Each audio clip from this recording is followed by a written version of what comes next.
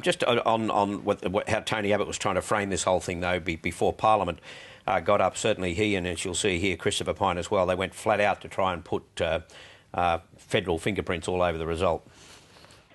This Prime Minister's epitaph will be, "Here lies Julia Gillard, lying to the end." I think she really is suffering. I'm trying to be charitable, Madam Deputy Speaker.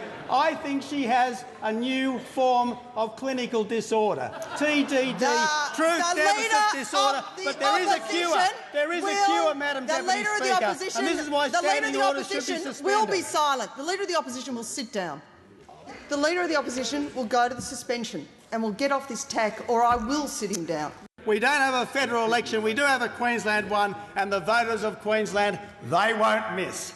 They won't miss. This Prime Minister and this Leader of the House have got targets on them. Is the motion seconded? What we saw when the Leader of the Opposition said across the chamber that the Prime Minister and myself had targets on our foreheads from the political party that quite proudly introduced John Howard's gun laws is an outrage. I said something across the table which I shouldn't have. I used a metaphor that I regret and I withdraw and I apologise. But they seem to be operating on the basis, especially with this thing, that to throw the word around liar. Now, Julie Gillard is a liar. There was a time when you would nuance that. Now it's said every day of the week. And they operate on the basis, I guess, that the mud sticks. Well, I think this is the really interesting thing about Queensland. It's the whole carbon tax is going to end the world and Julia Gillard's a liar. I mean, it's worked. It's 18 months till the next election, and what we saw in Queensland was people really got jack of the very nasty politics, in this case from Labor against Campbell-Newman.